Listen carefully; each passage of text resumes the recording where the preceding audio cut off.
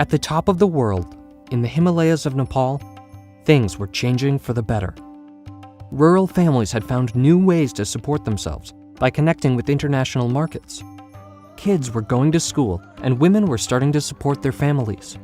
In the district of Dolaka, people have been making handmade loktabark paper for centuries. A decade ago, they began to sell their beautiful paper to Aveda. We use it, along with paper from other Nepal districts, to wrap all of our holiday gifts. And the Nepali women who make the paper get extra income for their families. Papermaking gives them independence and increased opportunities. Other women depend on their husbands. They stay at home. It feels good to be employed.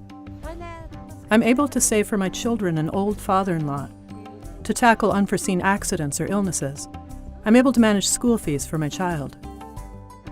Education is the path forward, and Kabita Gawali, a civil engineer working in Dolaka, is a shining example.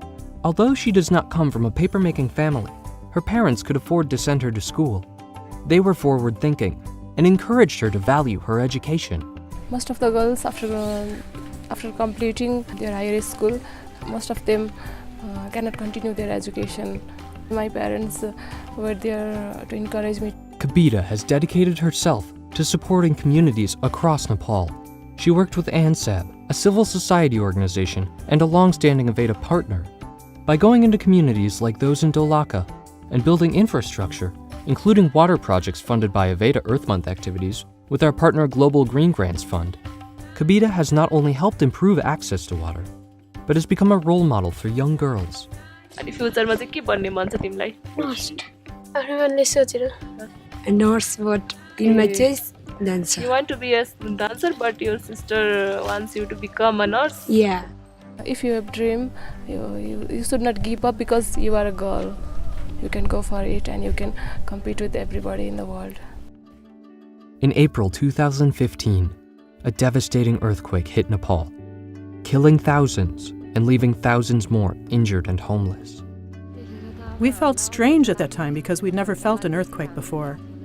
We saw that our house was collapsing, and our goats were trapped under the destroyed house. I couldn't see my child. My house was damaged by the earthquake, so we were really scared to go inside. In spite of the danger, we took out the essential materials from the house, little by little every day. I wish that no other mothers, no friends, and no child would face any difficulties like me. I can suffer from these difficulties, but I don't wish my child to bear this difficulty. In the wake of the disaster, communities banded together, living in what was left and rebuilding their lives. Papermaking is one of the occupations that has revived. It's become a lifeline for the communities in Dolaka and throughout papermaking communities in Nepal. And so, they still have hope. They have a way to further rebuild their lives and invest in their future with income to help provide education for their children.